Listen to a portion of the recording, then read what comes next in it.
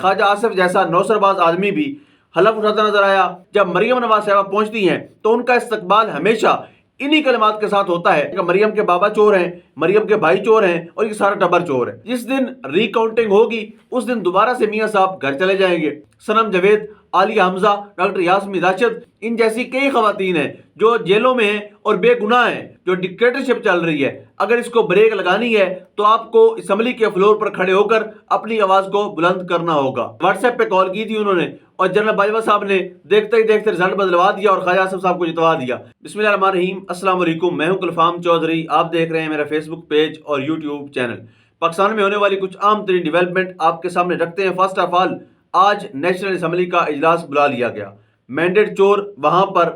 یعنی اللہ رب العزت کے 99 ناموں کے نیچے جا کر حلف برداری میں شریک ہوئے اور انتہائی بزدلانہ طریقے سے، مکارانہ طریقے سے رات کے اندھیرے میں واردات اور چوری کے ذریعے سے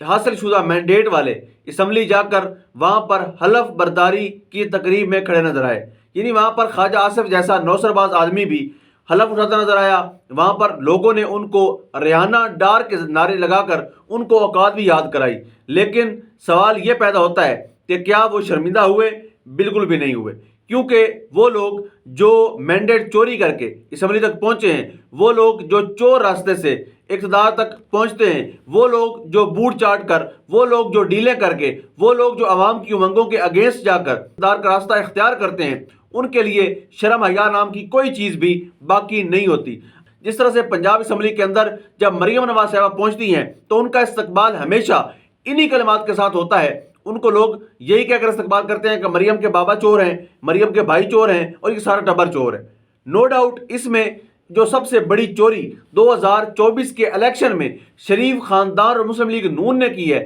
جس طرح سے انہوں نے واردات ڈالی ہے، وہ پاکستان کی ہسٹری میں یا تو شیخ مجیب الرحمان کو پڑھیں تب آپ کو ملے گی، یا پھر اب نواز شریف کی سہولت کاری کے لیے جس طرح سے یہ پورے کا پورا سسٹم ننگا ہوا، پورے کا پورا سسٹم جس طرح سے لیٹا اور پورے کے پورے سسٹم نے جس طرح سے اپنے منہ پر کالک ملی صرف ایک اشتہاری بگوڑے ملزم مفرور کو دوبارہ سے شیروانی پہنانے کے لیے، لیکن اس میں بھی کامیاب نہیں ہو سکے۔ یعنی ابھی کل ہماری ملاقات ہوئی ڈاکٹر یاسمین راشد صاحبہ سے اینٹی کرپشن کورٹ میں، اینٹی ٹیررزم کورٹ میں۔ ہم نے جب ان سے پوچھا کہ آپ سیٹ جیت گئی ہیں تو انہوں نے کہا کہ میں سیٹ جیت گئی ہوں اسی لیے تو نواز شریف وزیر اعظم بننے کو تیار نہیں تھا۔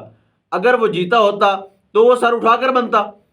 چونکہ وہ چور راستے سے، دھاندلی کے ذریعے سے، بدعنوانی کے ذریعے سے اور بے ایمانی کے ذریعے سے یہ سیٹ حاصل کرنے میں کامیاب ہوئے ہیں۔ اگر وہ وزیر اعظم پاکستان بن جاتے ہیں تو جو ان کو بٹھانے والے ہوں گے ان کو بھی پتہ ہے اور بیٹھنے والے کو بھی پتہ ہے کہ میں مینڈیٹ چوری کر کے بیٹھا ہوں۔ جس دن حلقہ کھلے گا، جس دن ری کاؤنٹنگ ہوگی، اس دن دوبارہ سے میاں صاحب گھر چلے جائیں گے۔ تو اس ذلت سے بچنے کے لیے نواز شریف صاحب نے شیروانی پہننے سے انکار کیا۔ یہ آپ نے بالکل بھی نہیں سوچنا کہ میاں صاحب بڑے انقلابی ہو گئے ہیں، میاں صاحب نے کہا ہوگا کہ مجھے اختیارات دے دیں میں پھر بیٹھوں گا وزیر اعظم، ایسا بالکل بھی نہیں ہے۔ اگر انہوں نے اپنی خودداری پر کمپرومائز نہ کرنا ہوتا تو وہ کبھی بھی ڈیل کر کے، کبھی بھی چلتی حکومت کو چلتا کر کے اس regime change, fascist regime change operation کا حصہ نہ بنتے۔ یعنی نواز شریف صاحب کی اب ہسٹری اٹھا لیں، پاکستان کی پولیٹیکل ہسٹری میں سب سے گندا کردار جو رجیم چینج آپریشن میں رہا ہے، خواہ وہ یوسف رضا گیلانی کے خلاف ہو، خواہ وہ پرویز مشرف کے خلاف ہو، جتنے بھی وزرائے اعظم سابقہ گزرے ہیں سب کے خلاف نواز شریف نے ایک گھٹیا کردار ادا کیا ہے۔ اور نواز شریف کی ہمیشہ کوشش رہی ہے کہ وہ جمہوریت کے راستے پر چلتی ہوئی حکومت کو چھٹی کروائیں اور دوبارہ سے اسی گود میں بیٹھ کر وہ اقتدار تک پہنچے جس گود کے ذریعے سے وہ ہمیشہ سے اقتدار اور اختیار لینے کے قائل ہیں اور عادی ہیں۔ اس دفعہ انہوں نے مینڈیٹ چوری کرنے کی کوشش کی اور کسی حد تک کامیاب بھی ہو گئے، کیونکہ پورے کا پورا سسٹم ہائی جیک تھا، پورے کا پورا سسٹم میاں صاحب کی سہولت کاری کے لیے لیٹا ہوا تھا، لیکن پھر بھی وہ کامیاب نہیں ہو پائے۔ عوام کی امنگوں کے خلاف آپ گورنمنٹ بنا کر کبھی بھی اس حکومت کو کامیاب نہیں کر سکتے۔ جو عوامی کثرت رائے ہے اس کو آپ ریجیکٹ کر کے یا اس کے اگینسٹ جا کر اگر آپ حکومت بناتے ہیں تو لوگوں کا اعتماد حاصل کرنے میں آپ کامیاب نہیں ہو پائیں گے۔ اور یاد رکھیے گا، اس مسلم لیگ نون کی حکومت آنے کے بعد جو پاکستان میں بدترین مہنگائی کا طوفان آنے والا ہے وہ مزید ان کی پاپولیرٹی کو ڈیمیج کرے گا۔ یہ مزید وہاں پر ڈرٹی ہو کر نکلیں گے، ان کی سیاست مزید گندی ہوگی۔ اور آج جس طرح سے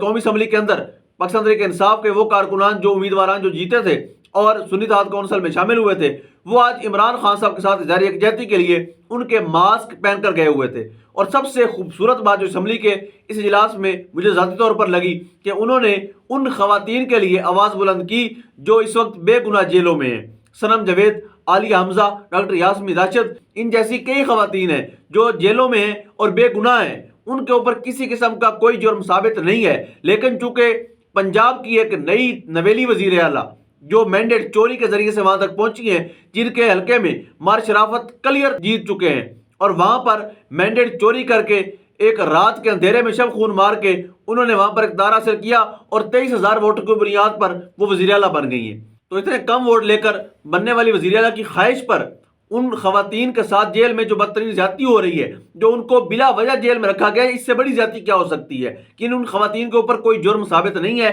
لیکن پھر بھی وہ جیل میں ہیں، اور قصور کیا ہے کہ وہ مریم نواز صاحبہ کو پسند نہیں ہے۔ تو ایسا تو ہو نہیں سکتا، پاکستان بنانا ریپبلک ضرور ہے لیکن اس حد تک عدالتوں کو سٹے لینا پڑے گا، عدالتوں کو اس حوالے سے ایکشن لینا ہوگا اور ان خواتین کو رہا کرنا ہوگا۔ یہ نیشنل اسمبلی کے فلور پر اس آواز کا اٹھنا اور ان کے حق میں آواز بلند ہونا بہت بڑا قدم ہے، یہ خراج تحسین پیش کرتے ہیں اس کو، اور مزید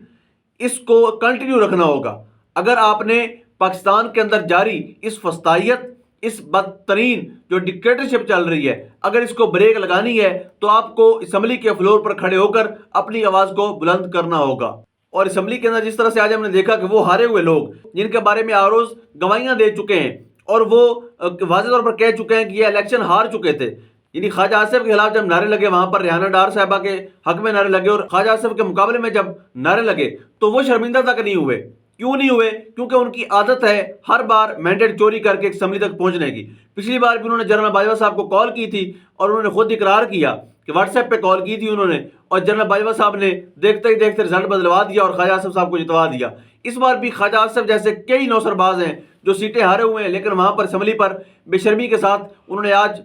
اللہ رب العزت کے 99 ناموں کے نیچے حلف برداری ہوئی ہے اور انہوں نے وہاں پر حلف دیا ہے۔ وہاں جا کر انہوں نے جب حلف اٹھایا ہوگا، آپ سوچئے کہ ان کے دل میں کتنا خوف خدا ہوگا کہ جو لوگ چوری کے مینڈیٹ کے ذریعے سے اسمبلی تک پہنچے اور وہاں جا کر انہوں نے جو ہے وہ حلف دیا ہے،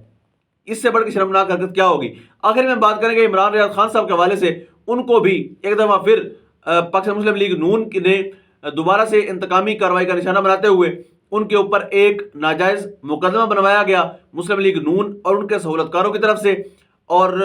کوئی چیز بھی ثابت نہیں ہو سکی۔ ان کو گرفتار کیا گیا، جس طرح سے بدتمیزی، بے حیائی اور بے شرمی کے ساتھ ان کے گھر پر ریڈ ہوا، ان کے گھر کی تلاشی لی گئی اور وہاں سے ان کو گرفتار کر کے لے جایا گیا۔ اگلے دن جب مجسٹریٹ کی عدالت میں پیش کیا گیا، وہاں پر ان کے خلاف کوئی بھی ایویڈنس نہیں تھا، زیرو ایویڈنس کیس، کوئی ثبوت نہیں، کوئی دستاویز نہیں، کچھ بھی کیس کے پلے نہیں ہے، لیکن ان کو 14 دن کا ریمانڈ چاہیے تھا۔ جب جج صاحب نے پوچھا تو انہوں نے کہا جی ہم نے کچھ انویسٹیگیشن کرنی ہے، یعنی انہوں نے پکڑ لیا بندے کو بغیر انویسٹیگیشن کے، بغیر کوئی ثبوت کے، لیکن جب بندہ ان کے ہاتھ آ گیا ہے تو پھر ان کو 14 دن کا ریمانڈ چاہیے، لیکن چونکہ کیس بے بنیاد تھا تو ان کو جوڈیشل کر دیا گیا تھا۔ ابھی ان کے کیس کی ہیئرنگ جو ہے وہ اینٹی کرپشن کورٹ میں چل رہی ہے اور صبح دوبارہ ہیئرنگ ہے۔ پہلے جب ہوئی تو اس کے دوران ڈی جی اینٹی کرپشن جو خود 3 ارب روپے کا مجرم ہے، جس کو نیب ڈکلیئر کر چکی ہے کہ یہ چور ہے، یہ فراڈی ہے، یہ نوسر باز ہے، وہ ڈی جی اینٹی کرپشن جو مریم صفدر کے لیے سہولت کاری کرتا ہے، وہ ڈی جی اینٹی کرپشن جو